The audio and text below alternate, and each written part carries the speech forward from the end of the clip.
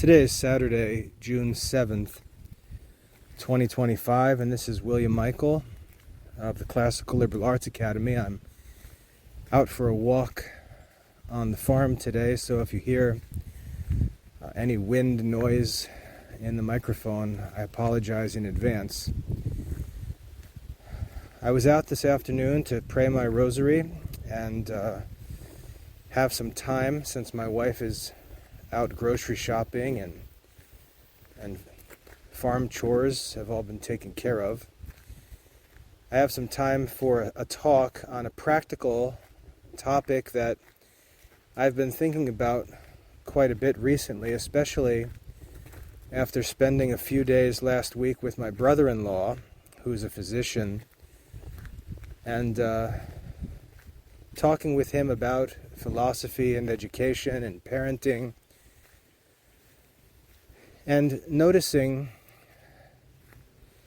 his ideas about healthcare and how they compare to his ideas about parenting, as he is a young father with a couple of young children. He and his wife are very careful with their children, very careful about what they eat, how they do things, influences around them, games they play, shows they watch, and all of that, as is very common among Christian parents.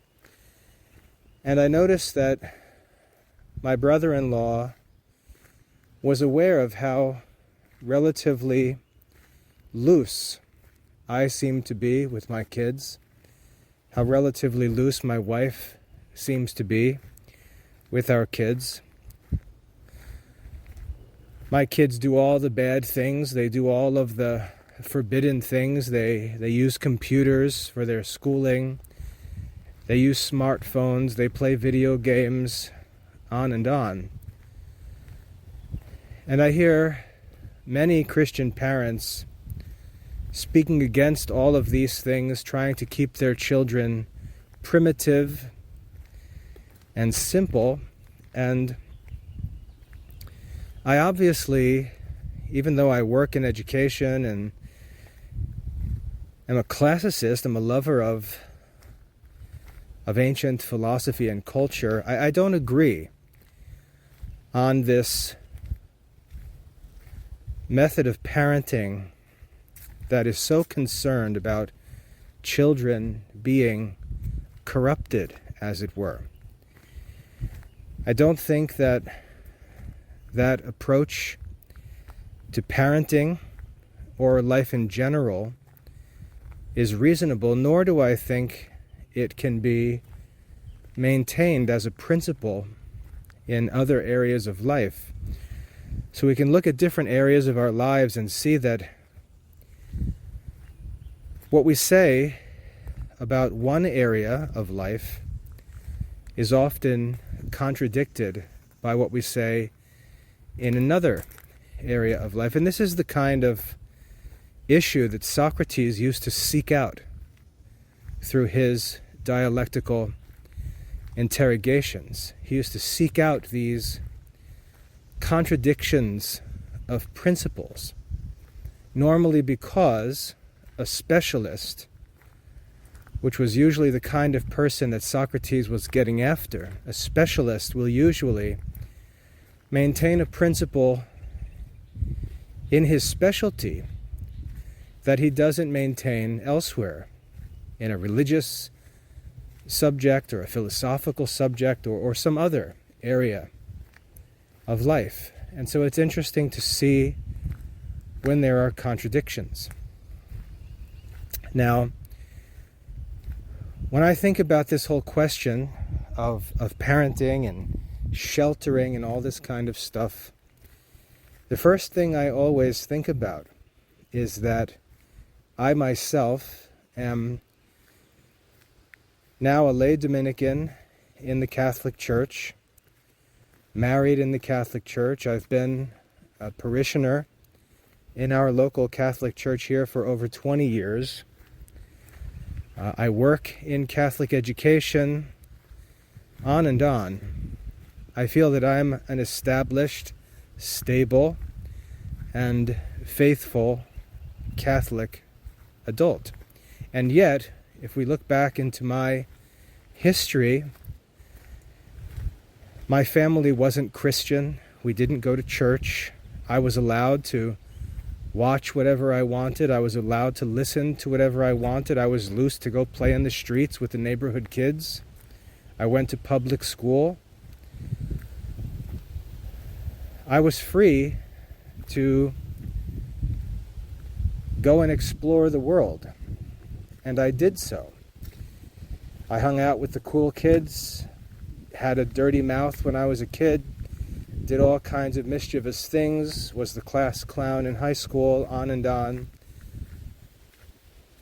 But as I matured, as I got older, with all of that experience behind me, I was ready to move on to better things.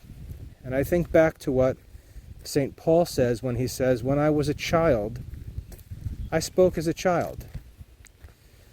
But when I became a man, I spoke as a man." And I think that my childhood, being free to check out the world, to test out the world's temptations and promises, it actually allowed me to see that much of what the world had to offer was not very impressive, not very satisfying. And when I was 17 years old, by the time I was 17 years old, I was looking for better things. I was interested in nobler things, loftier things, and that was the context in which my conversion and salvation came about. I think I can say that at that point in my life, I was rightly disposed and ready by the grace of God for the grace of God. And the grace of God came to me through a couple of different means. First of all was this strange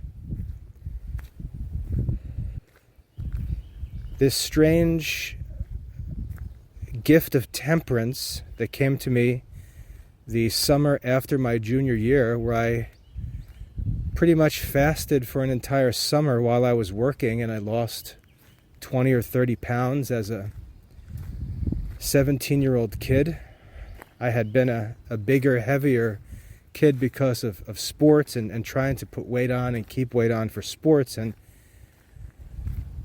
summer after my junior year, I decided to stop playing sports, went to work, and as I said, just fasted for the summer and lost, it had to be over 20 pounds. So I had this strange temperance at that point in my life. And then the following fall was when God brought my future wife into my life, and she was basically the instrument through which God led me back into the Christian faith. And so that grace came to me at a time when, at the end of my childhood, I think I was ready for it. I was tired of the world. I was ready to do something better.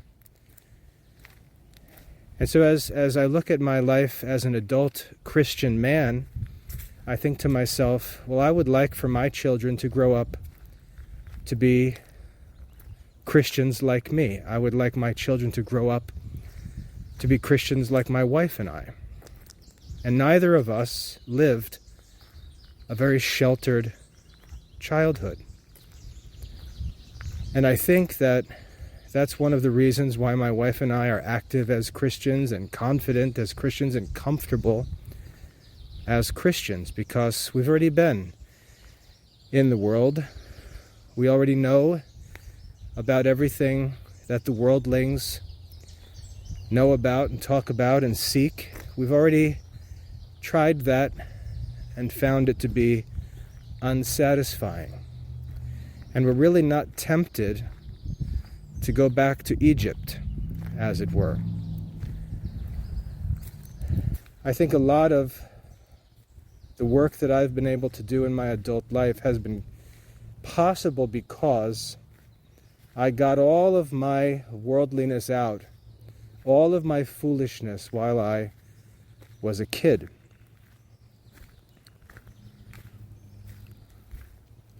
And so there's a principle there that I think is important.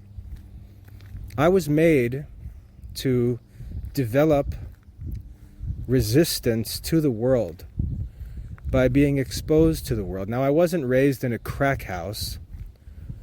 I wasn't kidnapped and abused in any way. I didn't suffer any traumatic childhood experiences. My life was sheltered in that sense. But I was exposed to all of the dangers, and I was allowed to learn about them, even experiment with them, test them, and eventually overcome them. And there's a principle there that runs throughout life in many different areas. And I'd like to talk about that principle. It's the principle that we see in sports and athletics. When we go into any kind of physical training or athletics, we have a goal, which is to be able to compete at the highest level and defeat all of our opponents. We want to win championships and awards. St. Paul talks about the ambition of the athlete in the New Testament. We want to win, and this is a noble desire. We want to compete to win. We want to be strong and fast. We want to win the contest, win the championships, win the awards, set the records, and so on. And the question that comes up is, well, how do you do that? How do you do that? How do you become strong? How do you become a winner? How do you become a champion? How do you become the best? And the answer is not to shelter yourself. The answer is not to avoid contests or to avoid competition. The answer is not to avoid opportunities for defeat. The answer, how do you become the best, is actually by exposing yourself to the best competition available and then working to overcome that competition. And we work our way up from youth league, playing against kids our age, kids our size, where there are all kinds of restrictions like weight limits and things like that. So the competition we face is limited. And we compete against our peers, and then we continue going up through higher levels of play. And then we get to a higher level league. In baseball, for me it was Babe Ruth baseball, where you move from Little League as a 12-year-old up to the Pony League as a 13-year-old, and you're playing all of a sudden against 17-year-old kids. I remember my first game as a Pony League player. I was a pitcher, and I was warming up before the game. And as I'm warming up, I'm looking over at our families and friends in the stands at the game, and I see a car pull up into the parking lot at the baseball field, and out of it come 3 players on the other team. And I thought to myself, I'm pitching today against kids who are driving themselves to the game. I'm still a kid. And all of a sudden at 13, you're challenged to go out and play against kids that are 17 years old, 4 years older than you. And same thing in high school. You go as a freshman,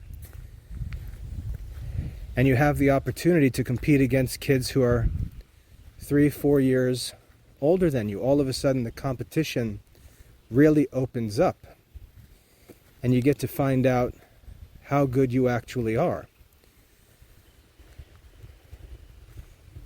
And so the teams face other teams and seek out the best competition, and then eventually you get to playoffs and championships, and all the best teams face all the best teams. You face the best pitchers, the best hitters, the best fielders, the best players on the football field at all positions.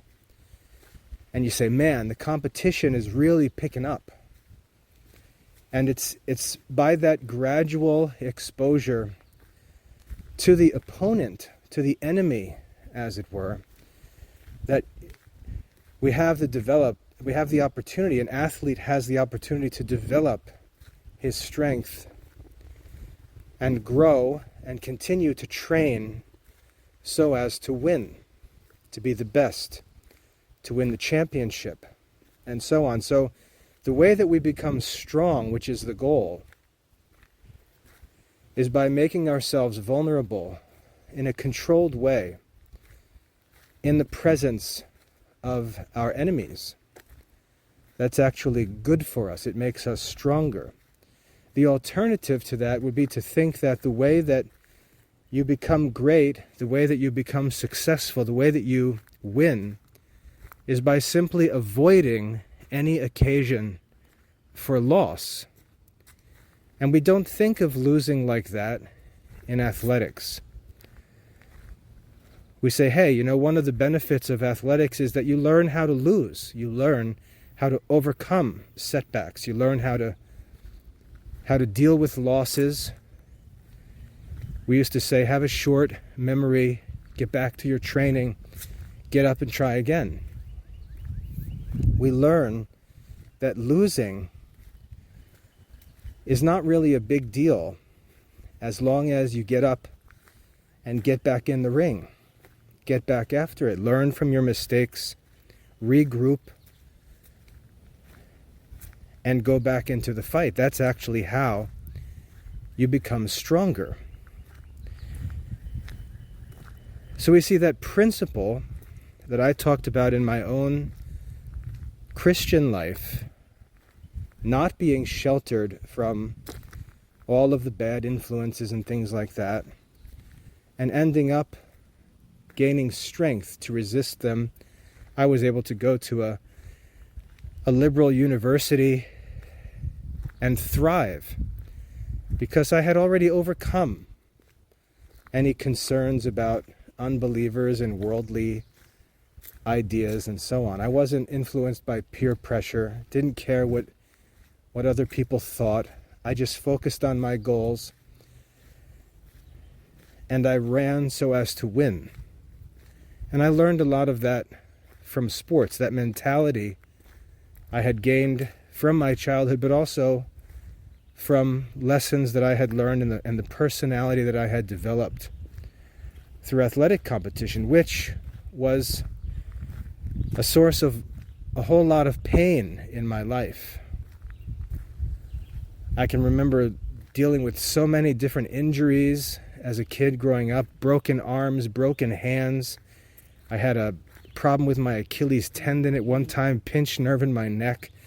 And all of that competitiveness and the whole striving to become better, to win, also taught me all kinds of character lessons that I brought with me into my academic life, that I brought with me into my Christian life. So the point that I'm making here is that the means by which we fulfill our end, which is to actually overcome evil with good, to win, as it were, is not by hiding from the opponents, not by hiding from the enemy or avoiding opportunities to lose, but it's by putting ourselves into the contest and trying to win and continuing to fight and train and persevere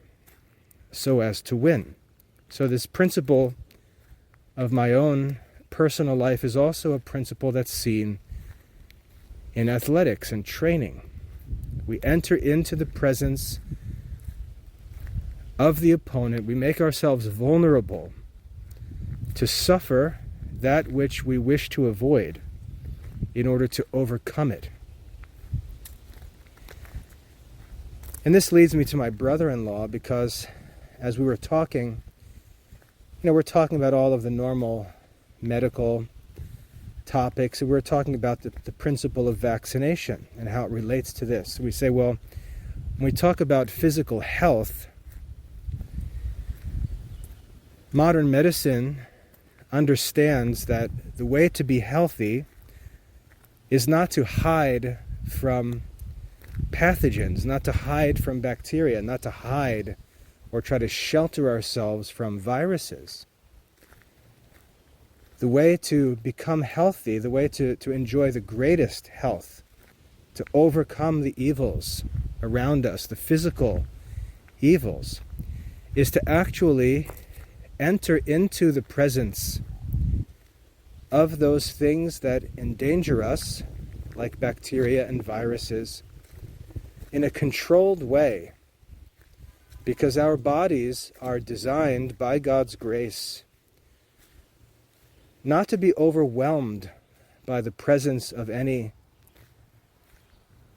virus or bacteria, but to actually respond to it and develop resistance to it, and eventually overcome its effects and become resistant to it. And so the way to actually achieve the greatest health is not to try to shelter ourselves, to try to live like Michael Jackson and become just these isolated weirdos. But the way to actually become optimally healthy is to simply live in the presence of normal dangers, normal viruses, normal bacteria, and allow our bodies the opportunity to work as they were created to work, to develop resistance, to develop antibodies, so that our bodies can actually overcome the enemies to our health.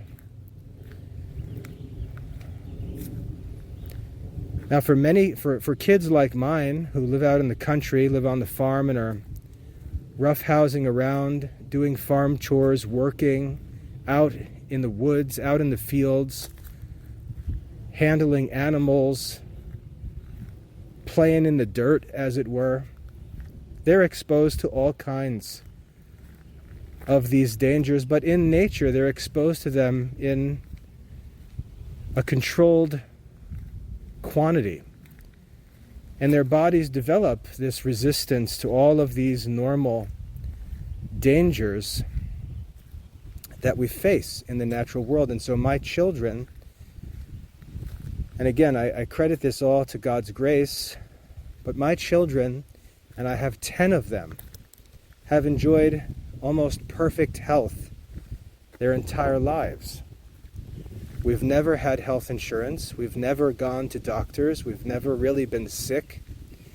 I can probably count on one hand the number of times we've had a kid throw up or be sick in bed with a virus or anything like that. It just doesn't happen in our family, and the same is true of me. I mean, for those of you who have been in or around the Classical Liberal Arts Academy for all these years, how many times have you ever heard of me complaining about being sick? Or have you heard about my wife who bore 10 children being sick? Our family enjoys almost perfect health.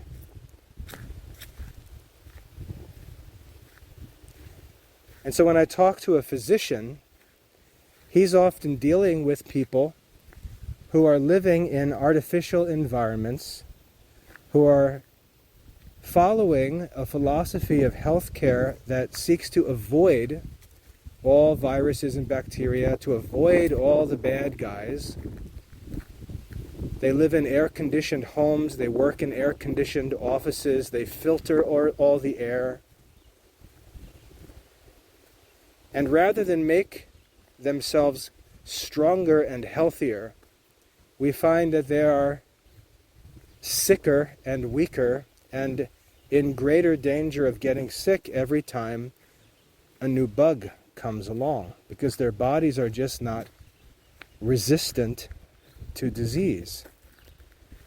And so we see two different philosophies of healthcare. We see one where we enter into the presence of our natural enemies in a natural way, in a controlled way, and our bodies build up resistance to them. We may be sick occasionally when something new comes along, but our bodies react to it, our immune system quickly overcomes it, and not only are we back to regular health, but we're stronger than we were before.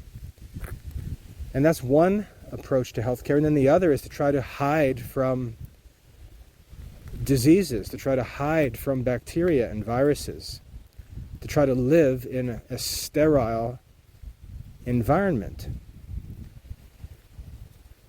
And contrary to what many expect, that actually makes those people less healthy and weaker. The conversation with my brother-in-law actually came up because we were talking about allergies. We're talking about why there are so many people in modern society struggling with allergies. Allergies to pollen, animal fur, or animal dander, things like that. Why are there so many problems when we know that these things aren't dangerous? And the problem is because we've sheltered ourselves so much from ordinary causes of trouble to our immune system that our immune systems are now hypersensitive.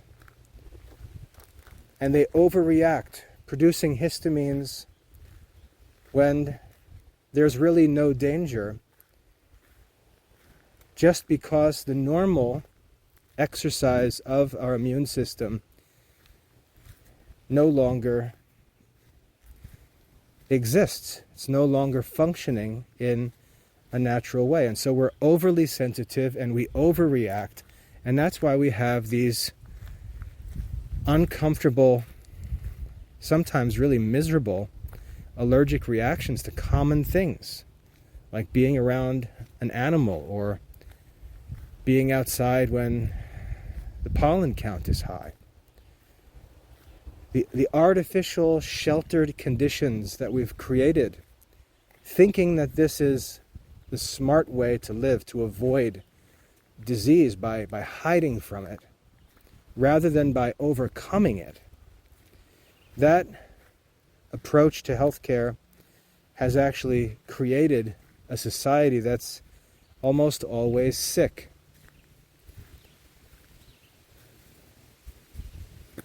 And we see the approach in medicine, the artificial solution to this, is to introduce these dangers by means of vaccinations, to actually insert into the body that which threatens the body, to give the body its natural opportunity to take on this opponent and overcome it and grow in strength. And so as my brother-in-law is articulating all of this theory concerning vaccination, immunization, and so on, which perfectly aligns with my philosophy of life, that the way that we gain strength and become perfect, as it were, is actually by engaging with the so-called enemies and learning to overcome them. As he's articulating this principle of vaccination and immunization, I commented to him and said, do you notice that your ideas about parenting and sheltering your children follow the principle that you're explaining leads to sickness in physical areas. So you've got one principle for the strengthening and health of the body, and then you deny that and take up a contrary principle when you talk about moral development or spiritual development.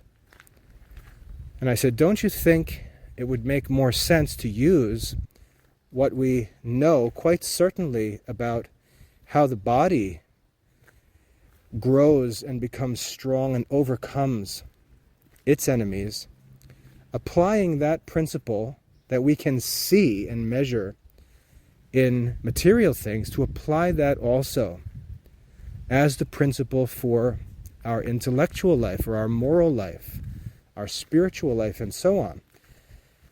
And it was clear that that contradiction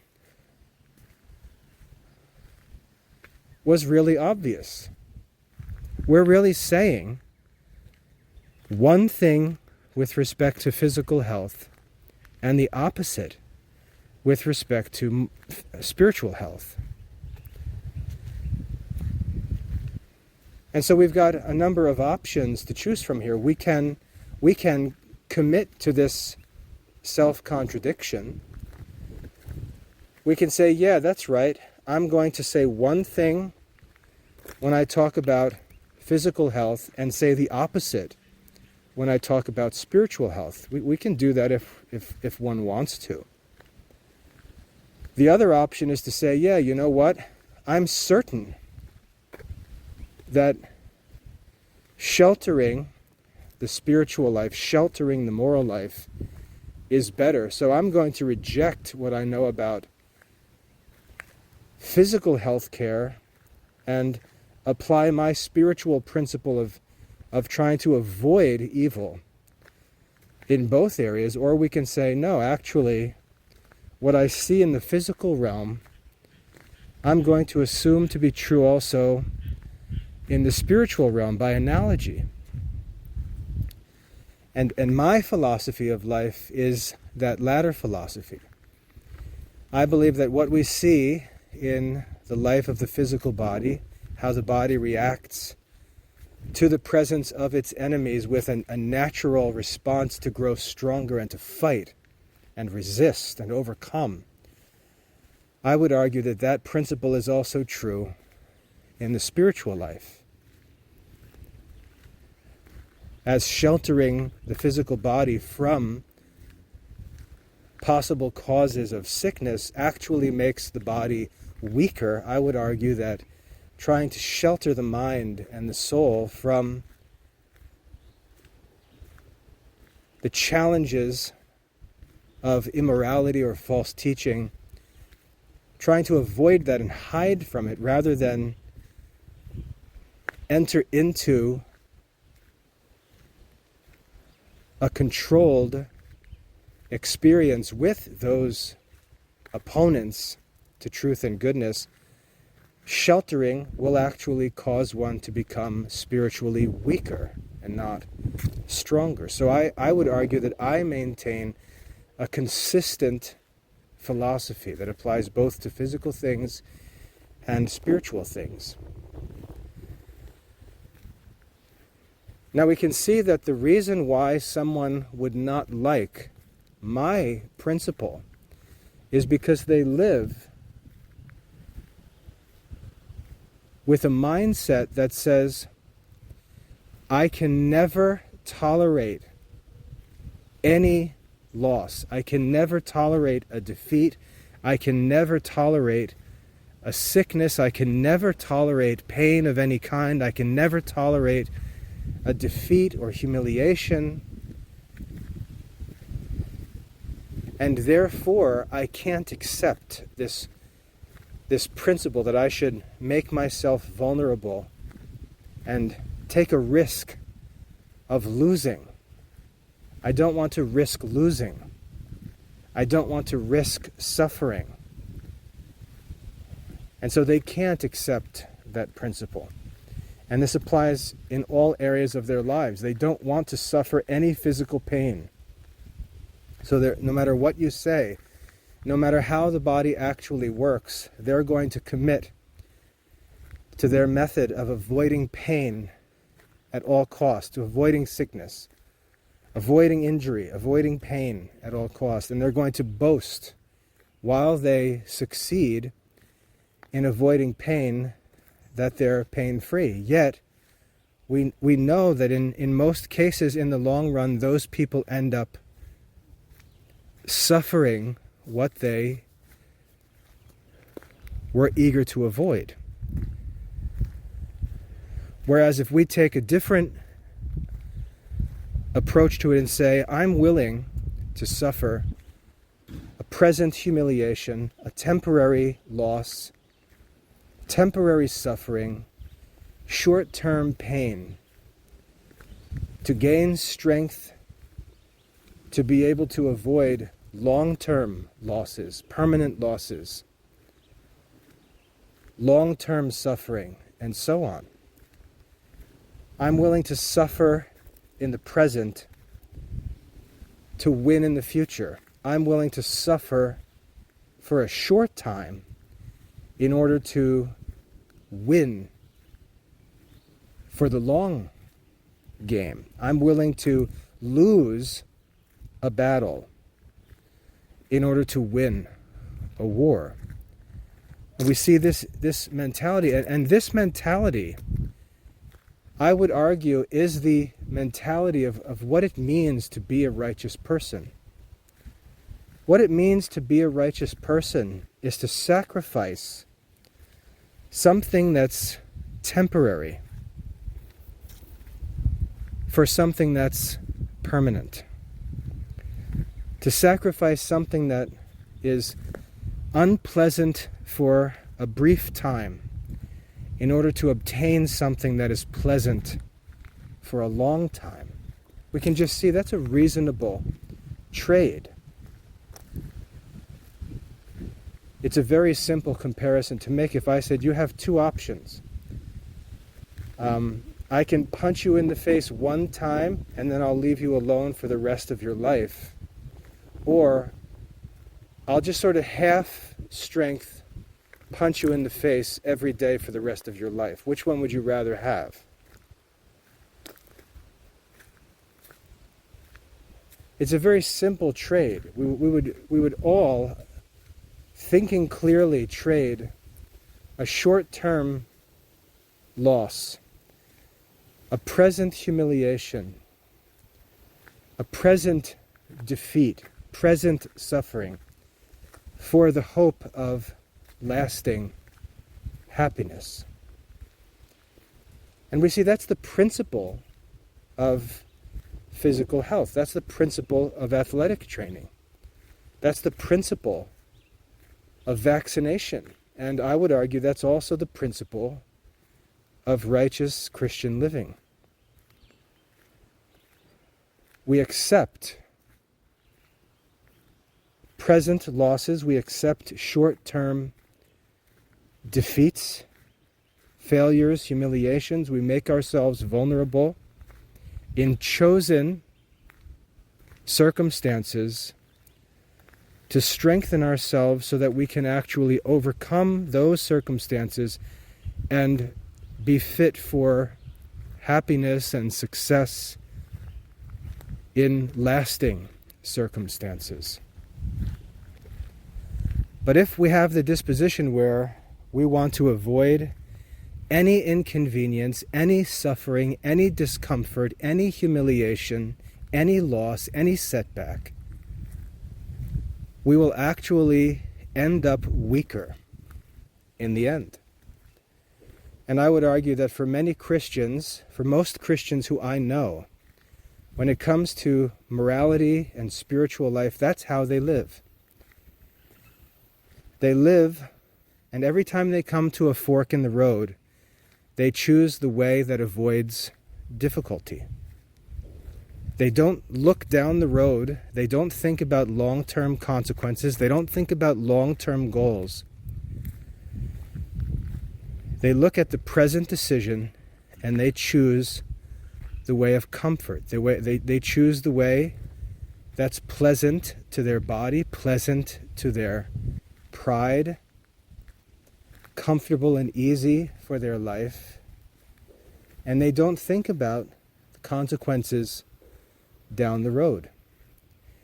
And the problem is consequences down the road end up becoming much more difficult, much more challenging.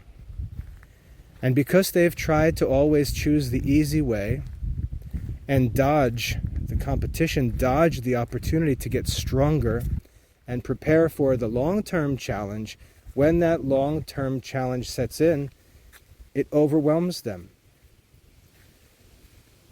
Like a person facing a disease without immunization.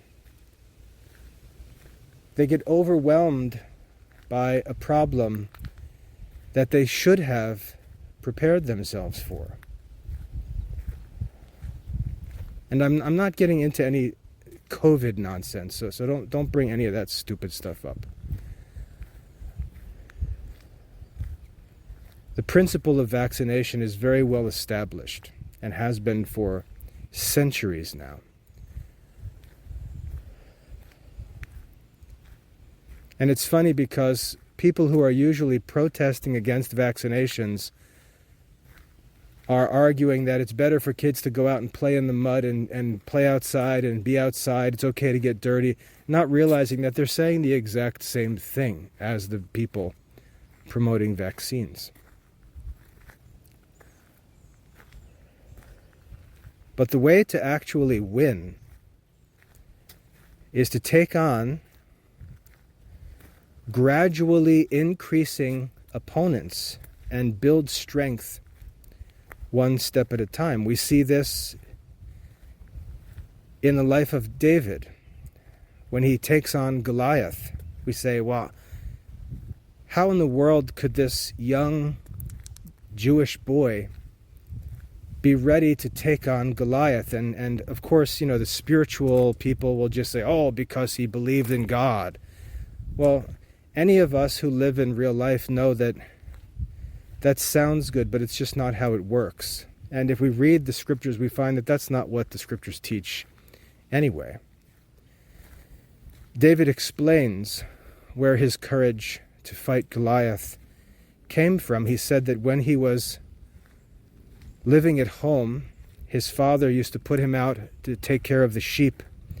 And when he was out in the fields with the sheep alone and responsible for their protection, he often faced dangerous predators. He faced bears, possibly wolves, lions, and so on.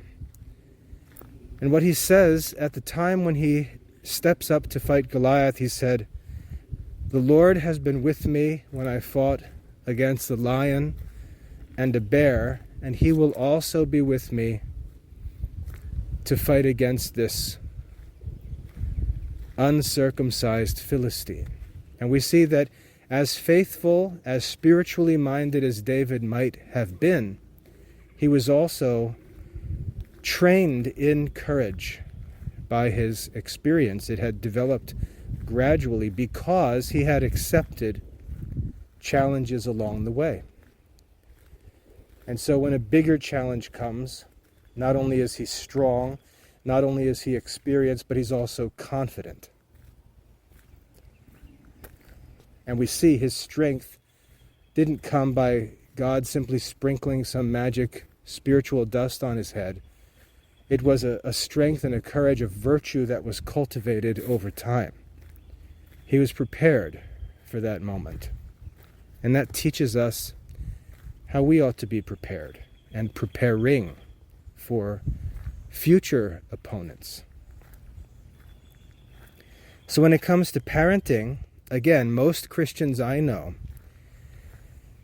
they think that the way to raise saints, as they say, the way to raise saints is by sheltering them from all the bad stuff in the world.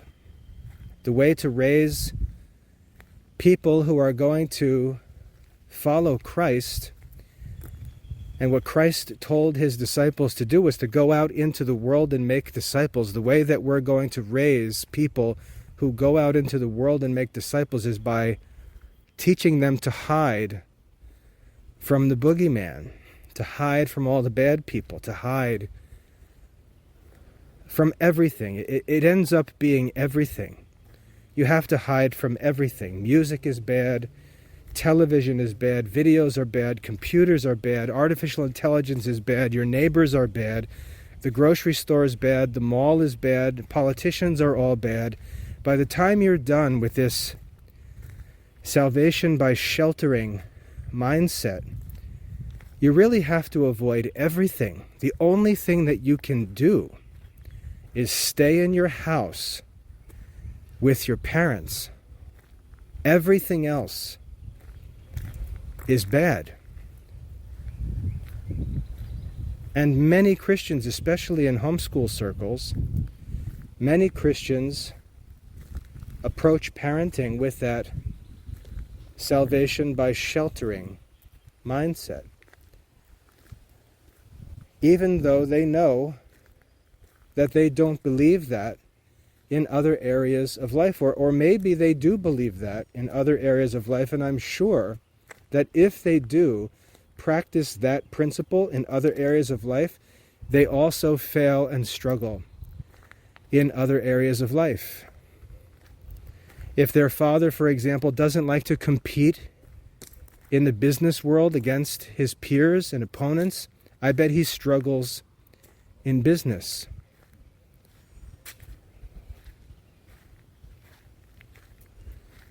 I would hope that they don't practice that principle in any area of life. And yet they probably do. And this is one of the problems we have in the modern Catholic laity, is it's a reactionary, retreating population rather than an invasive and offensive population, rather than being a population that goes into the world and makes Christian disciples. It's a population that is literally running from the world in Christ's name, which makes no sense at all. And so I see many Christian families that believe and practice this salvation by sheltering principle. And what they do is while they practice it, they boast about their children's freedom from bad habits. Their children don't say bad words. Their children are ignorant of all of the popular shows and songs. Their children don't know worldly events, don't know current events. They're ignorant of all of the things of their generation. And that ignorance, that negative character, I could say, that's their idea of what it means to be good. Being good to them simply means to not be bad. But if we were to ask, what does it actually mean to be bad? The true answer in Christian philosophy, the true answer to what it means to be evil, what it means to be bad, is to not be good. To not be good is what it means to be evil. And if you think about it, God's commandments do not simply teach us to avoid the knowledge of bad things. God's commandments do not simply teach us to avoid bad people or bad situations. God's commandments go much further than that and teach us to actually love our enemies, to do good to those who hate us, to pray and bless those who curse us. Tells us to give food to our enemies, to go into the world and make disciples. It's assumed in Christianity, it's assumed that we can overcome evil with good. It's assumed in Christian teaching that the good is stronger than the evil. And yet if you talk to Christian people who believe in salvation by sheltering, or in sanctification by avoidance, if you talk to them and pay attention to how they speak and what they say and what they think, you'll very quickly realize that they believe that evil is greater than good. They have this dualistic view of the world, that there's this great battle between God and the devil, and it's sort of like this back and forth wrestling match, and the whole universe is in peril. And if you listen, they talk like that.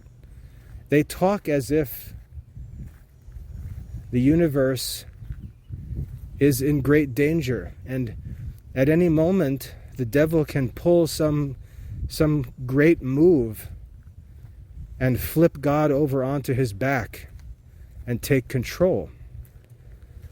They have a very pessimistic view of the world.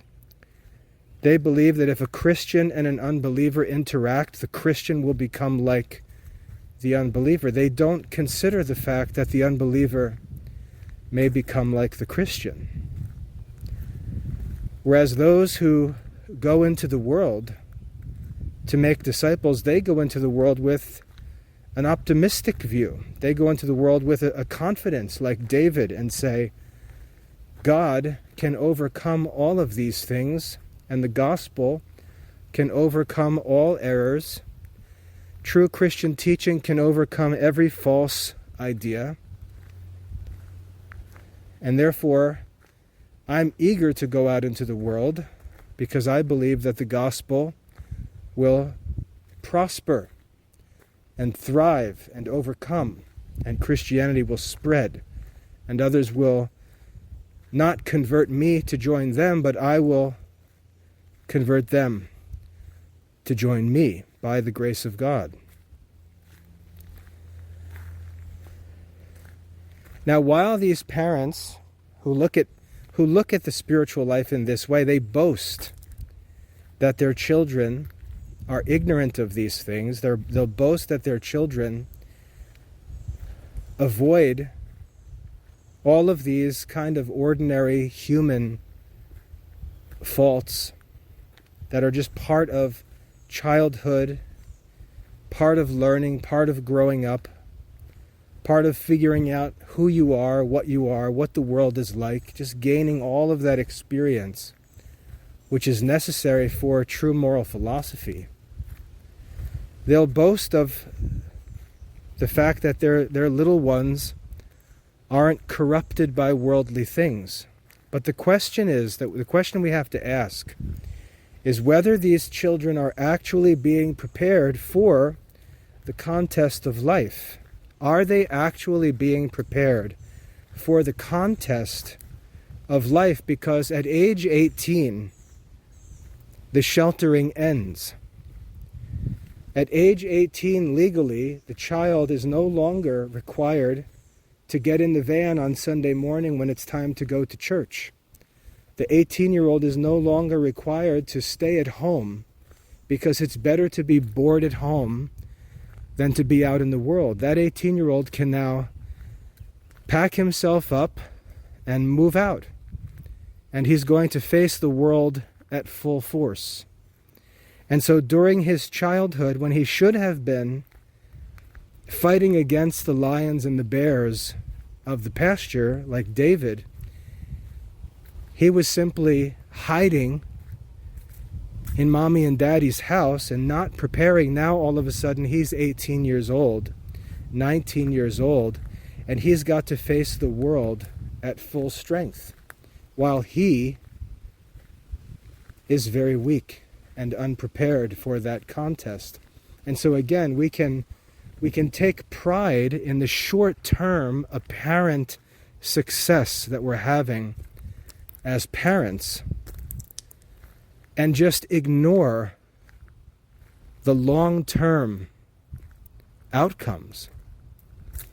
Or we can learn to be willing to accept short-term difficulties, short-term humiliations, short-term vulnerabilities, to build strength and gain experience to actually win the contest of life. And I don't see many Christian parents raising children in that way. They're so obsessed, like Jews, with all of these little nitpicky rules of their Christian life. So obsessed with dotting every I, crossing every T, micromanaging the silliest and most trivial things in life, that they're missing the big dangers. They're missing the real opponents. They're ignoring the real opponents that are coming down the road. Jesus warned the Jews, and he used an illustration that I think is appropriate. He said, you strain out the gnats. You strain out the gnats, and you swallow the camel.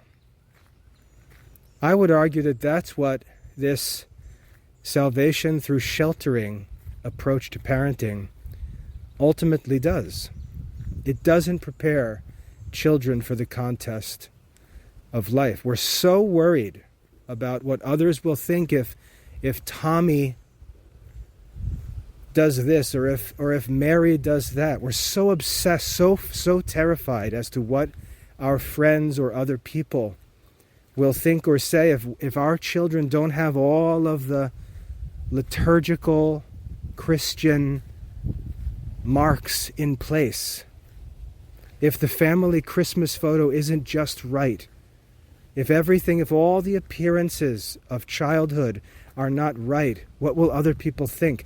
We're so concerned with this short-term, shallow view of parenting and education that we're ignoring the long-term view. And one of the reasons why people are willing to do that is because when the kids are adults and they run off the rails, the parents can say, oh, well, he's an adult, it's not my fault. Whereas if that child was not trained as he should have been trained, it most certainly can be the parent's fault, especially if the parents are asked for evidence that they trained the child and taught the child and equipped the child, and there's no sign of that work having been done. It's not enough to just say, oh, well, they're an adult. No, our parenting was to prepare them for life as adults. Now, that's not to say that when a child leaves home, they don't go and run off the rails like the prodigal son. That's very, I would say, not only common, but reasonable. The kids have been raised in this life under the control of their parents. And they've been looking out at the world and they've been wondering, like, is it really what mom and dad say it is? Is it really bad? Is this really bad and that really bad? Is this really what they say it is? Or are they just crazy people? Are they just full of baloney? Are they just afraid of it all? Too weak for it? And so the kids go out and they test it all out. And they begin to gather very valuable experiences in moral and spiritual life. And if they're taught the truth by their parents, not if their parents teach them some wacky schismatic religion, some crazy sect or cultish ideas, but if they teach them true Catholic faith and morals, when the kids go out into the world and put that teaching to the test, everything in the universe is going to confirm what they've been taught. And they're going to learn experience after experience after experience that the Catholic faith is true. It's going to be confirmed in every experience that they have, even if those experiences are relatively bad. Those bad experiences are going to confirm the Catholic faith. And again, I'm assuming that we're teaching a true Catholic faith, a Catholic faith that's taught in light of the teaching of the Pope and bishops of the magisterium of the Church, not any crazy cultish wackiness. If we teach our children the truth, true philosophy, true theology, true morals, and they go into the world and choose to throw off our teaching and put it all to the test, the world is going to teach them that what their parents taught them was true. It's going to confirm our teachers. So there may be a time of disobedience. There may be a time of testing the waters, as it were. But this is why I think Proverbs says that if you train up a child in the way he should go, and we're assuming that that way is the truth. Again, not something crazy, but the truth.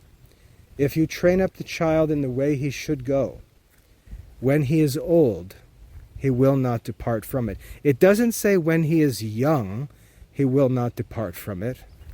It says when he is old, he will not depart from it. His experiences as a young man will confirm the way that he was taught he should go.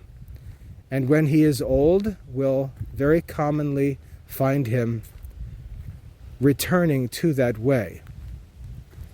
Finally acknowledging that there's nothing he can say, that he was taught a certain way, he doubted that that way was true, he decided to test things out for himself, and his experience led him to be persuaded once and for all that the way that he was taught was in fact the truth. And that experience, you see, there's no way to avoid it. If we shelter our children from it when they're young, they're just going to have to experience it in a more painful way when they're older. But that learning and growing and gaining strength by means of facing our opponents, that principle of salvation by strengthening rather than sheltering, there's just no way around it because it's the truth. You're going to have to face your opponents and overcome them at some point. You're going to have to face temptation and overcome it at some point. You're going to have to compete against the best opponent to win a championship.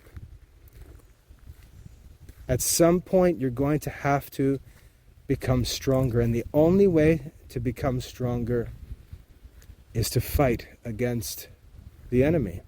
Not to try to hide from him, not to pretend you can avoid him, because he'll come and find you. And so if we want a consistent philosophy of life, what's true for the body will be found also to be true for the soul. What's true for us in athletic contests or business or education or any other area of life, that we get stronger through competition, that iron sharpens iron. That principle is also true in the spiritual life, true in the moral life. And rather than just ignore it, bury our heads in the sand, and leave our kids to learn the hard way, as parents, we've got to learn to have more balance, to be more optimistic, to be more patient, to not worry about what the idle people in the pews might say about our children's temporary struggles or signs of this or that. But we have to invest in winning the war and not worry too much about an occasional loss in a small battle. And if we do that, I think we'll give our children the opportunity to grow. Like I said, it will be difficult and inconvenient. It will often be costly. But the outcome is what should concern us. What is the outcome? The outcome is greater understanding. The outcome is valuable experience. The outcome is increased trust in authority, increased trust in Catholic teaching. And that outcome is invaluable. And that's what actually allows the child to grow stronger over time. Now, it's not an it's not an irresponsible just handing them over to the world. That's stupid. No one's suggesting that. But it's an intelligent and realistic permission for our children to enter into the contest when they're young, rather than be hidden from it. Because that salvation by sheltering principle in any area of life, you apply it, fails. It leads to weakness, it leads to loss, it leads to destruction and failure.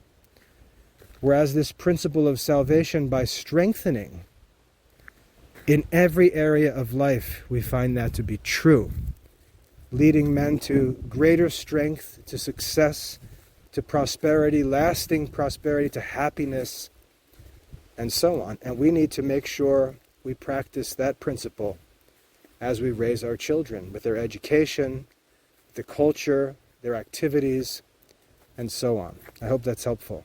God bless.